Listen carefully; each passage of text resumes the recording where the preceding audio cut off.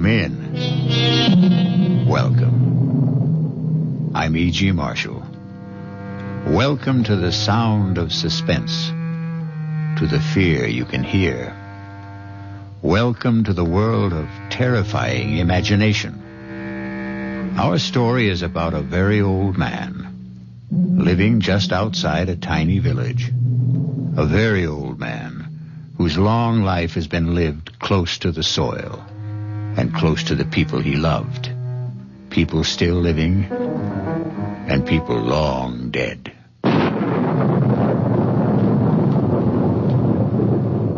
Lie still, girl. Is it very bad?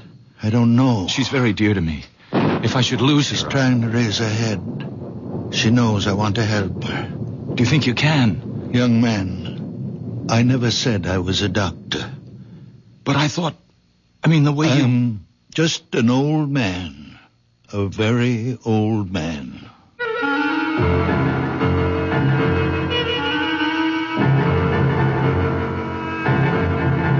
Our mystery drama, A Very Old Man, was written especially for the Mystery Theater by Elspeth Eric and stars Santos Ortega. I'll be back shortly with Act One.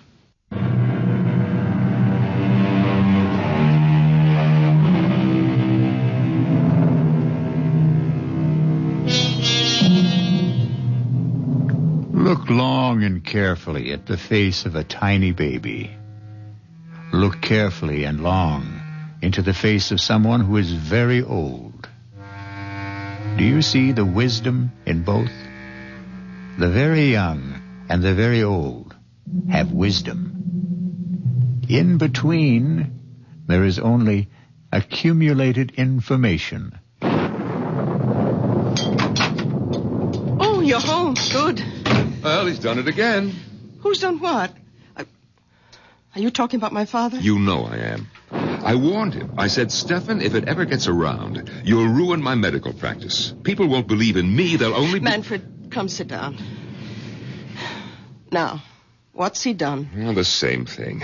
Where is he? Isn't he home? Not yet. He went to the cemetery as usual. But you still haven't told me what happened. Well, Anna Brandt came to see me about a month ago. Severe attacks of pain in the upper abdomen. All the symptoms indicated appendicitis. I sent her to Carl Weiss for the operation. Of course, he examined her, too, and he agreed with me. No doubt about it, inflamed appendix had to come out. Well, he operated the next day, and that night, that same night, she had another attack. Well, so it wasn't... How could she have had another appendicitis attack when he'd just taken her appendix out? Well, he was as flabbergasted as I was. Yes, but what's it all got to do with my father? Stefan happened to be in my office the day Anna Brandt first came to see me. You know how he loves to hang around the office. Anna Brandt wasn't 10 feet out of the office when he told me there's nothing wrong with her appendix. Oh, not again. I can't have my father-in-law, who's been a farmer all his life, telling me, a doctor with a reputation, that I don't know what's wrong with my own patients. Of course you can't. For a minute, I did think back to that boy, the one with the asthma. What seemed to be asthma, anyway. The Rothberg boy. Father was right about him. I know. He made a lucky guess. Father went to see him every day. Talked to him, rubbed his chest, his throat. In 2 weeks, the boy was all right. The boy was hysterical, over-aspirated, nothing more. But this business with Anna Brandt, the day she came to see me, Stefan was asleep in the waiting room. I was explaining to Anna that I couldn't perform the operation, simple as it is, because of my hands, my arthritis. But I would send her to Carl Weiss. Well, she accepted that. Everybody knows about my arthritis. And she said something pleasant to Stefan. That was the first I knew that he wasn't asleep. Well, he didn't answer her. He just stared at her as though he'd never seen her before. I reached for the phone to call Carl Weiss. Stefan got up, came over to the desk, and took the receiver out of my hand. Manfred. Stefan, don't. It's not so. Not so. Have you had a bad dream, old man? It's not so what you said to Anna Brandt. There's nothing wrong with Anna Brandt's appendix. Stefan, don't start diagnosing again. You're not a doctor. There's nothing wrong. We had enough trouble after you diagnosed the Rothberg boy. The Rothberg boy never had asthma. All right, it turned out that he didn't. But that was a lucky guess. And it didn't do my reputation any good when word went around that you'd been right. I never told anybody. That's what the boy did. And his mother did. And people started coming to the house, coming here. All of them wanting to see you. But I told them to go away. It's not always that I can help. Well, I keep hoping, expecting God knows what miracles. Now are you going to start the whole thing up again with Anna Brandt? There are 3 of them. Come on now. Get your coat, Stefan. They're dark, brown or black, and hard. It's getting late. They're the size of olive pits. Are you talking about Anna Brandt? I saw them, close together. They were high on her body, about here. 3 of them. You saw them, 3 of them. The size of olive pits, lying here, above the stomach, about here. Have you got X-ray eyes, Stefan? Is that it? No, my eyes are like everybody's. Well, then, what do you mean you saw them? Her body was transparent. I could see right through it, as though the skin had been removed. I could see everything. Carl Weiss was as confident as I was before the operation, and he was as confused as I was after. I swear I don't know what made me say it, but I said it. I said, Carl Weiss, could it be a stone? A gallstone, perhaps? Well, he was taken aback a little, but he couldn't deny a possibility. Maybe a remote one, but a possibility. I felt like a fool, but I told him I thought he should go ahead. And he did. This morning. And he found? Gallstones. 3 of them. The size of olive pits.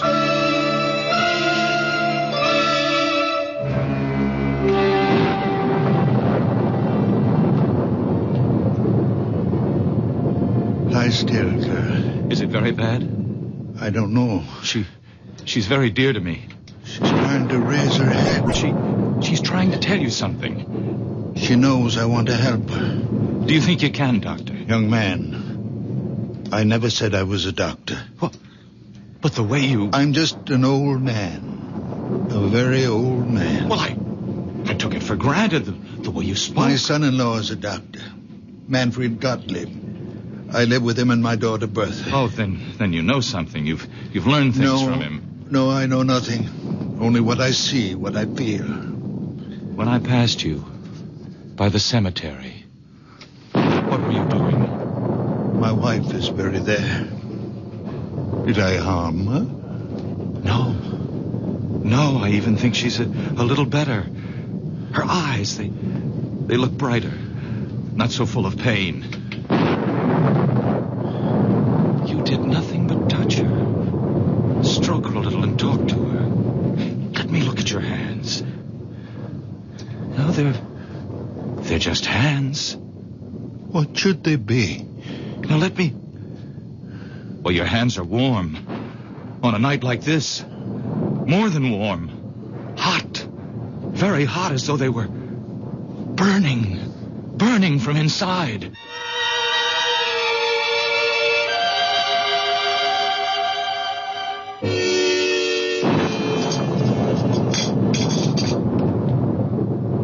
If it should get around about Anna Brandt... You don't think I'd tell anyone? Well, these things have a way of leaking out.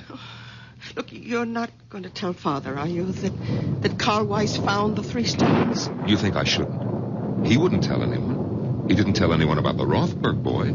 It was the boy's mother who shouted it from the housetops. And look what happened. People showing up here. When he saw them, he hid in his room. And when they left, he went to the cemetery, sat by my mother's grave. You think that he's there now? Oh, I suppose. Sometimes he stays for hours. I wish he'd get home before the rain starts.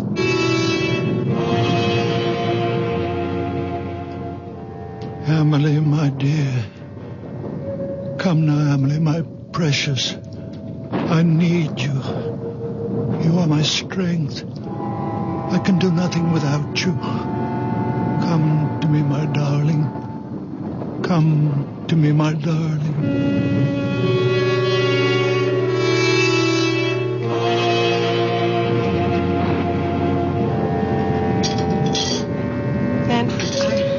I don't want him to start thinking that any of this is real. He mustn't think that he has some magical power. Listen, if you treat him as though he were possessed in some way, he might begin to believe it, and then his mind... Who knows what might happen? Bertha, have you thought that, well, that perhaps it's already happened? No. That he is deranged? I won't believe that. He's my father. I love him. He's old and childish, and sometimes I'm impatient. I am too, often. But only the way I'd be with a child. In many ways, he is my child. The only child I have. Oh, my dear. I thought you'd stop brooding about that. Oh, I have. I stopped last year when I turned 40. But that's why. Because I have no child, he's twice as precious to me. I understand. I do understand. You know that I'm fond of him. Then let's leave him as he is. Don't let him think he's different from other people. Whatever you say. You know, the Widow Holder has been asking for him. The Widow Holder? Why? They keep telling me in the village that she has this great swelling on her head, big as an egg. Yes, I've heard about it. And she's afraid of doctors. Bertha, you don't suppose... The rain, it started. It's coming down like crazy. Oh, Father! Oh, thank goodness. I made it.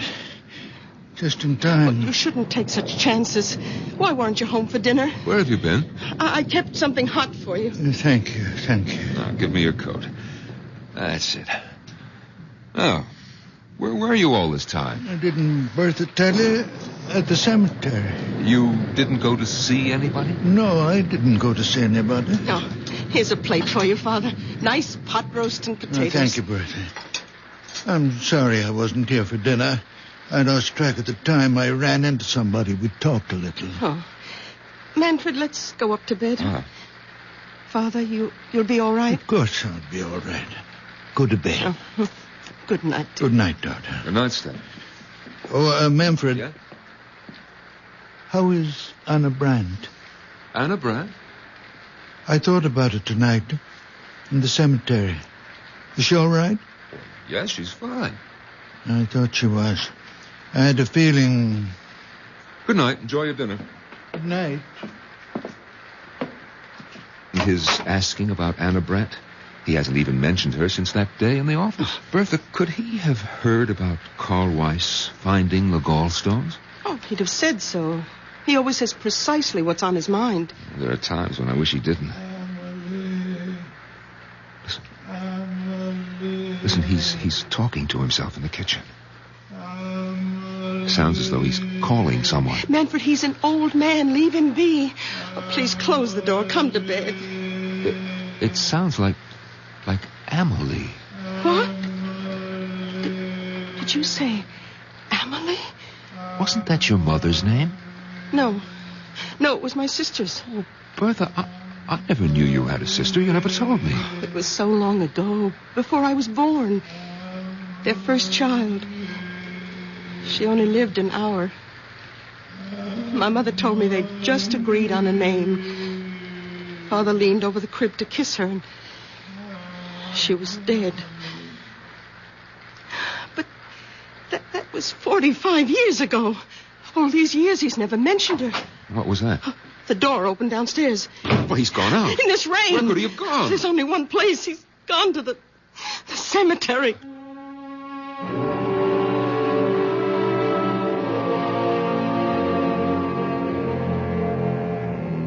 When those around us cannot understand, where do we turn? When the world is dark, where do we go? To the unknown? Or to the once familiar, the once well-known, the once well-loved? To those who have left the dark earth and moved into light. I'll be back shortly with Act 2.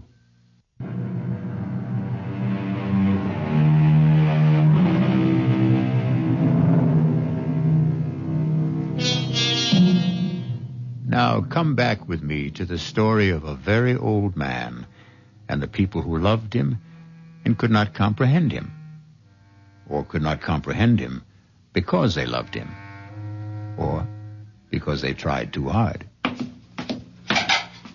Breakfast on the table, Manfred. All right, darling. Oh, well, did you talk to him? He's still asleep. Oh, let him sleep. After last night. Yes, we're lucky if he doesn't come down with pneumonia. He was drenched, Bertha, soaked clear through. Lying across your mother's grave with the rain beating down on him, crying, Amelie, Amelie, as though his heart was broken.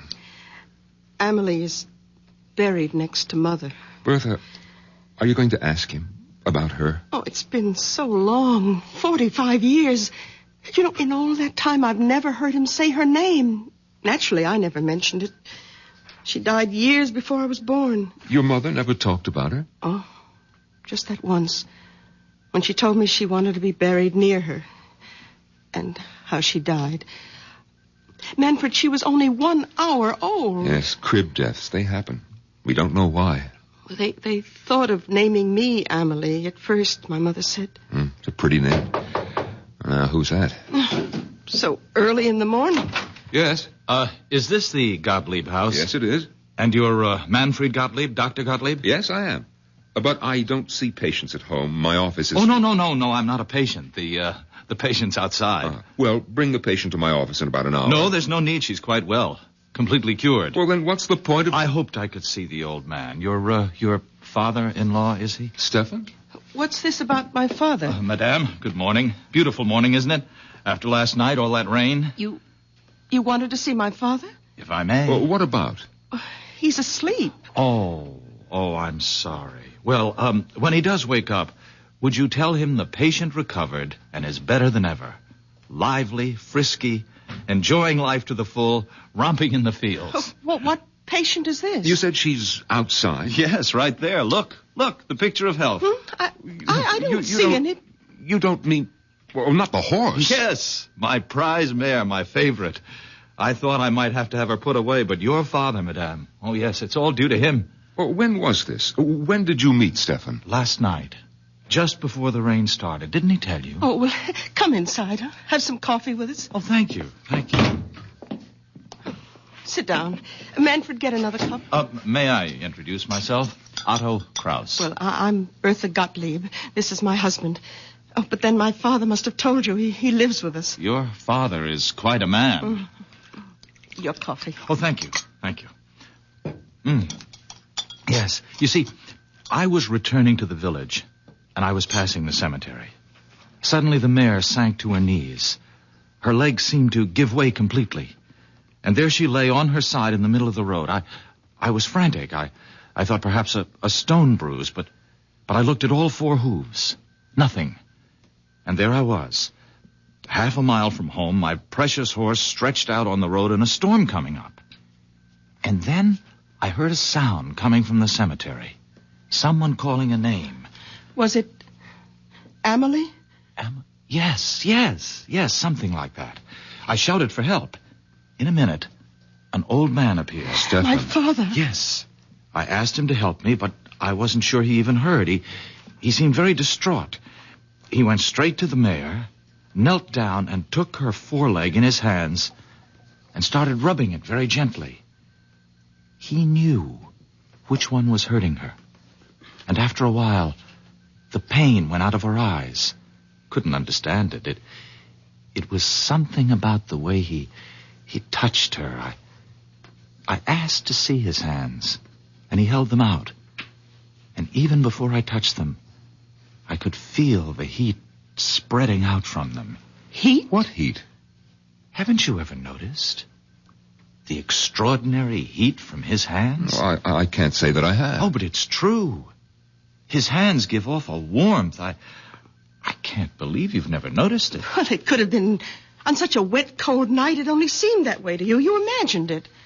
Oh, I suppose that's possible, but I didn't imagine it when the mare got to her feet. Well, she was all right? I walked her home. I couldn't quite believe it all. I bedded her down.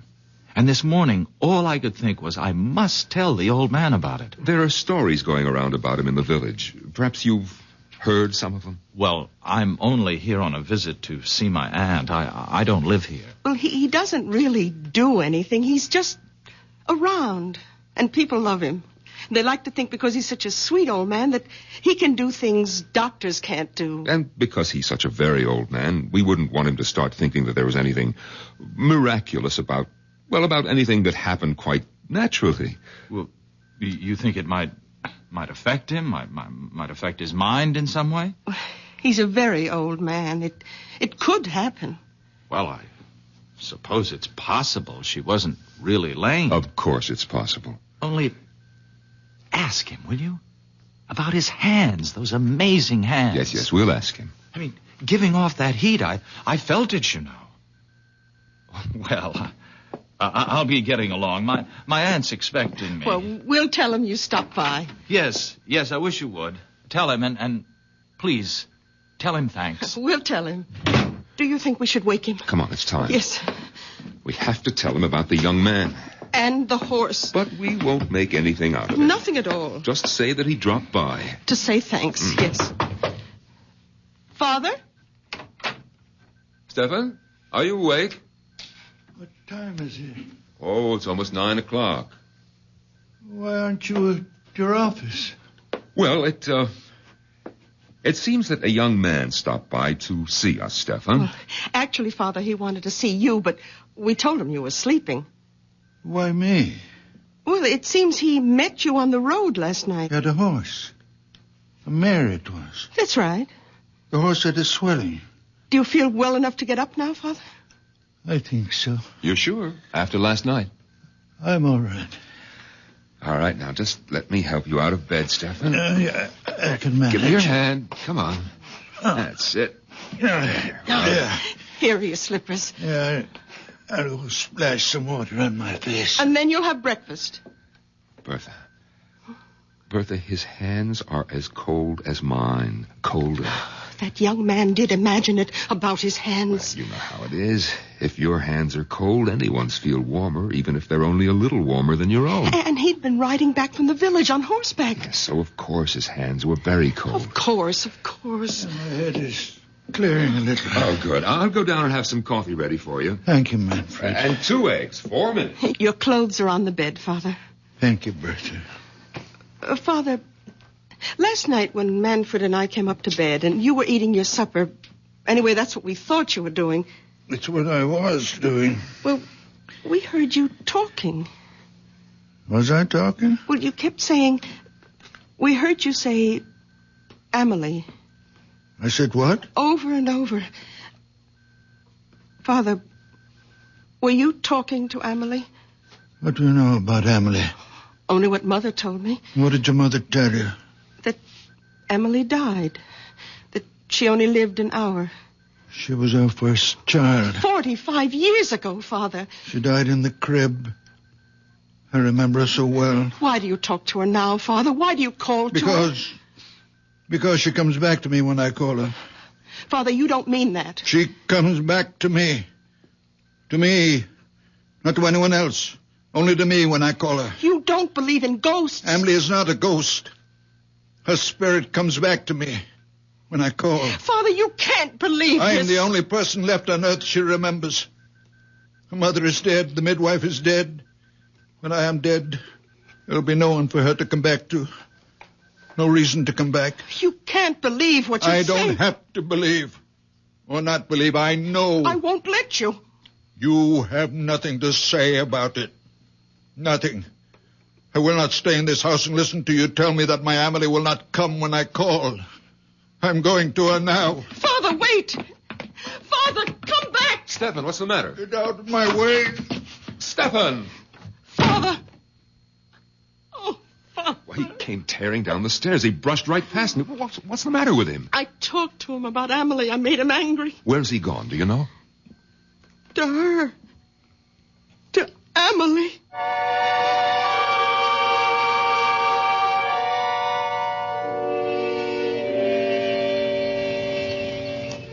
Amelie, I need you, darling. Come be with me, my darling. Your father needs you.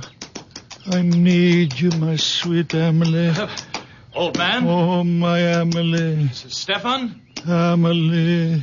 Stefan, can I help you, old man? No. No. You remember me, don't you? From last night? The young man with the mare. She was lame. Ah, you should see her now. They told me she's better. Better than better. Come have a look. Please come. Look there. Look at her. Oh, very much fine.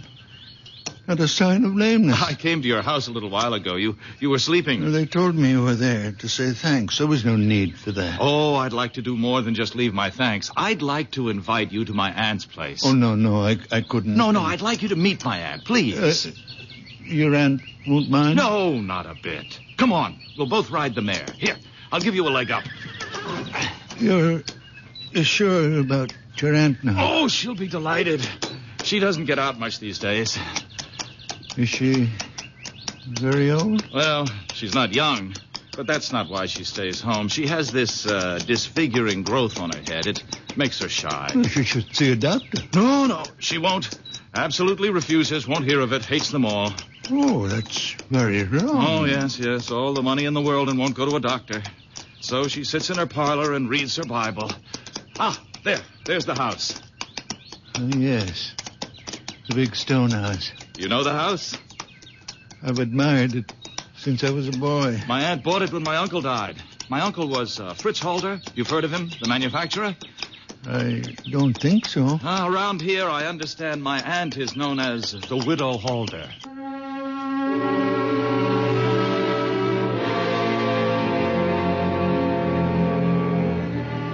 Some folks are afraid of one thing, some are afraid of another. Everyone who's afraid wants to run and hide. It's natural. Most natural thing in the world. But what may be hiding in the hiding place? That's the question. It could be something else to be afraid of. I'll be back shortly with Act 3.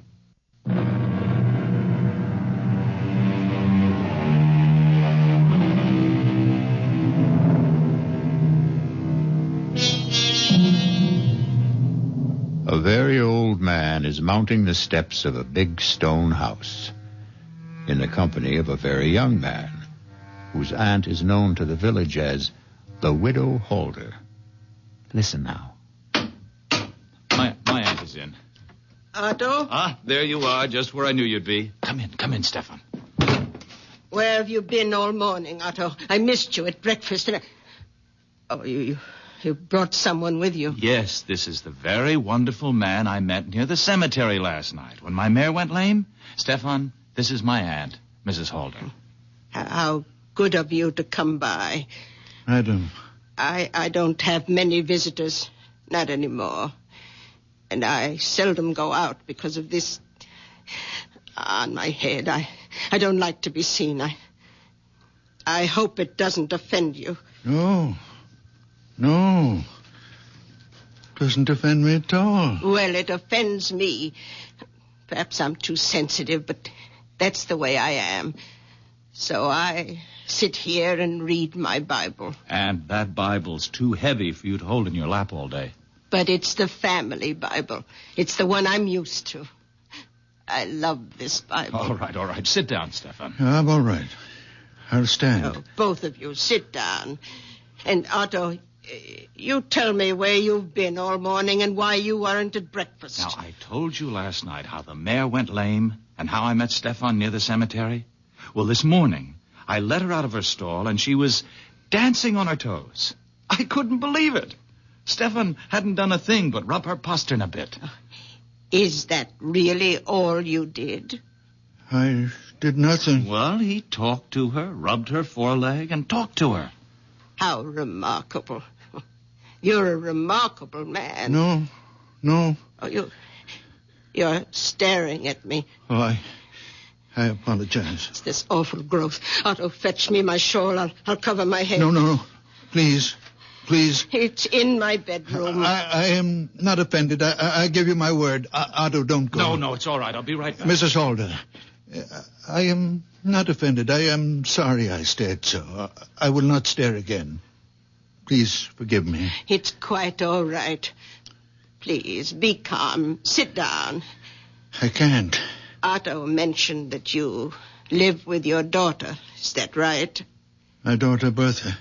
And your son-in-law. Manfred. They have children. No children. How sad. Oh, here comes Otto with my scarf. Mrs. Holder, forgive me, but I must take the Bible from you and... Oh! Stefan, have you gone mad? Forgive me. I could not help myself. Aunt, are you all right? I think so. I saw him take the Bible off your lap. Stefan. He hit me with it. He brought it down on my head with all his strength. Forgive me, I didn't know what I was doing. I wouldn't hurt you, Mrs. Holder.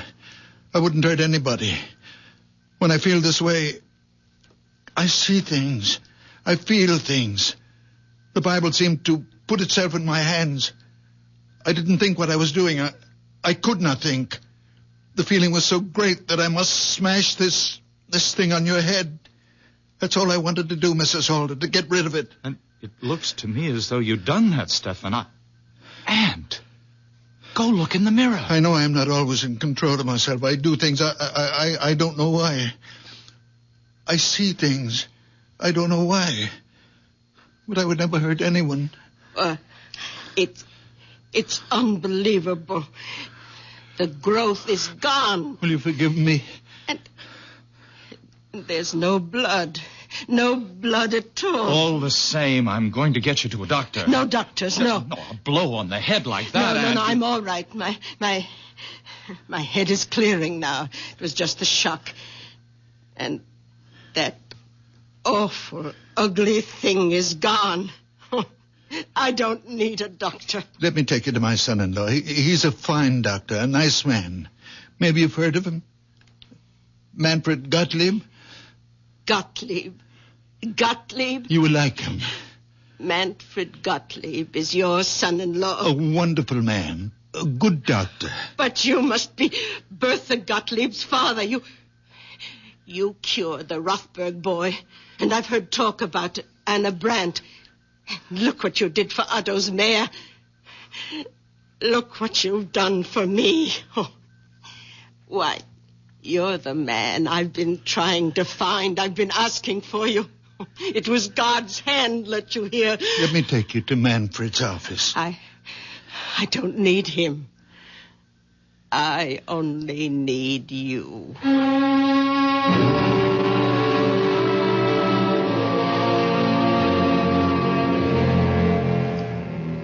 If I've hurt your aunt in any way... We'll soon know.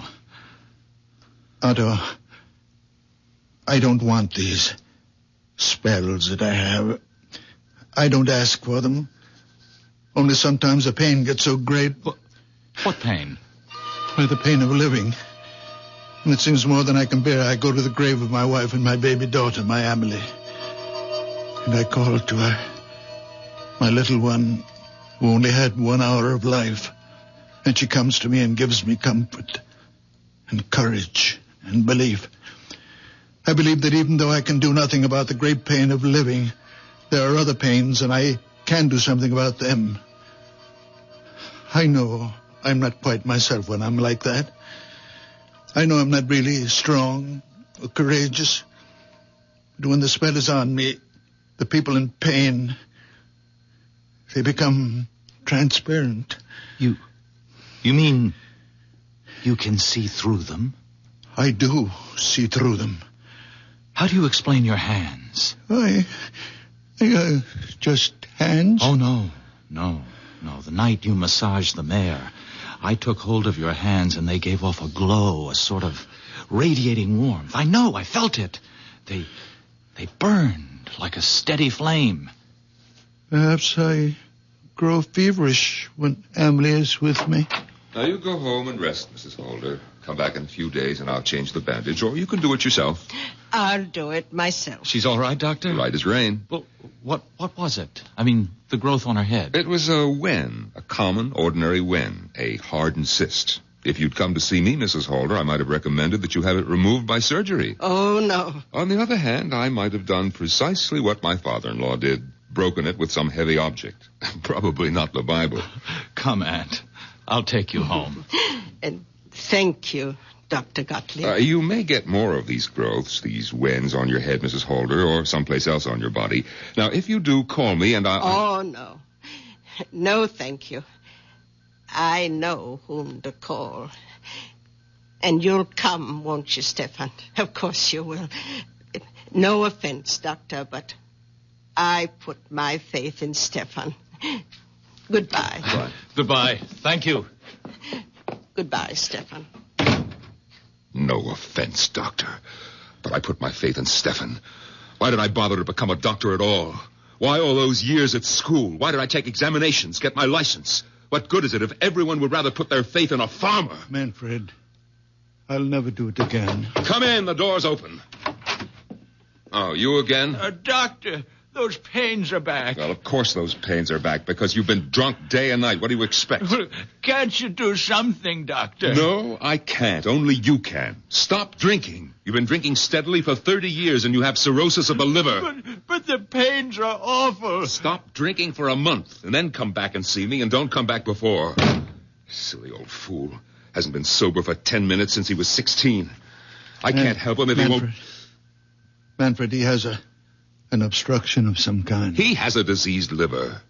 But he has an obstruction in the intestines. Now, look, you're not starting all over again, are you? I saw. I could see it. It's getting to be more than I can take, Stefan. You're interfering. I saw. He was standing in the doorway, and I saw. His body was transparent. I could see everything. In his intestines, there is an obstruction. And that's what gives him pain. Stop it, Stefan. I'm warning you. It's all so clear, I know. You're going to stop it if I have to.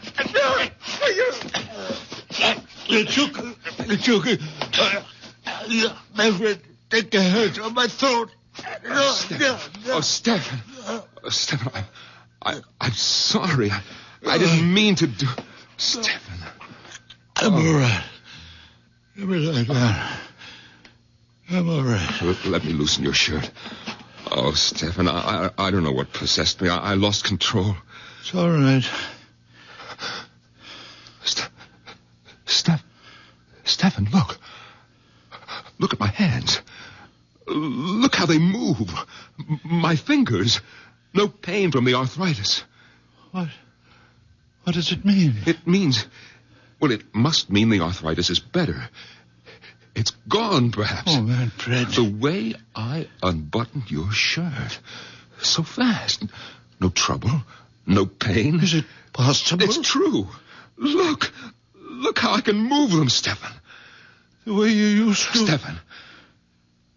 Stefan, I felt the warmth Otto was talking about. The heat from your hands.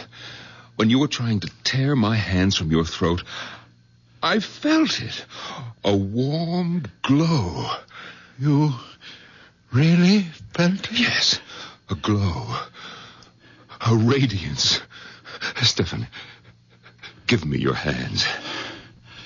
Yes. There it is. It's a fire. A fire.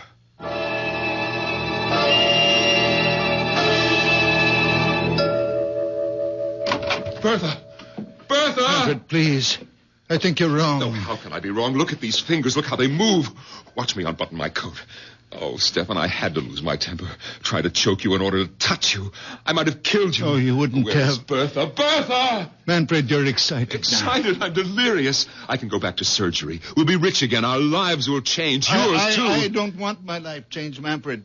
If it means my daughter thinks me mad, deranged. Oh, she won't. It's only when my Amelie is with me, my little one, that I see him. It's Amelie who gives me the power. Bertha, where are you? Are you upstairs? I'm nothing without Amelie. It's her innocent soul that enters into me. What are you doing home at this hour? Bertha, where were you? Oh, I was taking a nap. Bertha, look. My hands. Look how my fingers move. What happened? Your father happened. His wonderful hands. Bertha, you remember the young man with the mare? How Stefan put his hands on the mare's foreleg and the mare got up and walked? We don't know that. It's true. You haven't seen the mare? It happened to me. To me, believe me. I can't. I didn't believe it either, but then Mrs. Holder came to the office. Mrs. Holder? Yes, she's the aunt of the young man with the mare. Stefan went to see Mrs. Holder. He didn't. Her nephew took him there, Bertha. And Stefan broke the wen on her head with a big Bible. Oh, no. He did right, Bertha, right. It was only a wen and he was right. He didn't know what he was doing and he was right.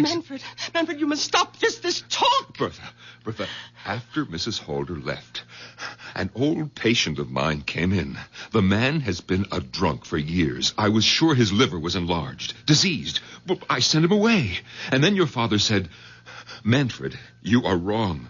The man has an obstruction. His intestines are blocked. You believed him? No, I didn't believe him. I was out of my mind with rage that he would dare to tell me that I was wrong. But Bertha, I took him by the throat. He tried to tear my hands away, and it was then. Bertha, it was then that I felt the heat, the blessed heat from his hands entering into mine. And now look. Bertha, if he can use his hands, be happy. Father, how long will it last? How can I know? Your moods, your spells, they've bewitched us all. I never meant harm. Well, they've got to stop. I want you to stay away from the cemetery. I'll stay away. I'll watch you every minute. If you like. I won't let you out of my sight. I'll treat you like a child. As you will. Because you are a child. I am a very old man. From now on, you're my child. No. From now on, you will have your own child. A real child. Not me. What? I can see the child is growing inside you. Soon you'll know it yourself. Next spring, you will bear your child, and it will be beautiful. A little girl. And you will... I hope you will give her the beautiful name of Emily. Father? Then my Emily can rest. I won't have to call her anymore. She can rest.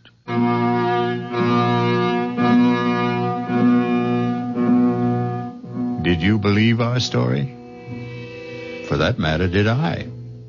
Now, really, what difference does it make if you believe it or if I do? For the truth is that none of us knows what transpires in the mind and heart of a very old man. I'll be back shortly.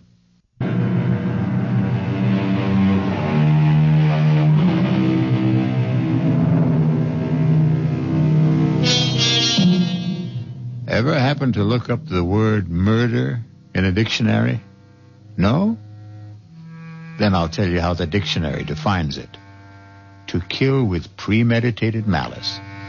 The wrongful, intentional slaying of one human being by another.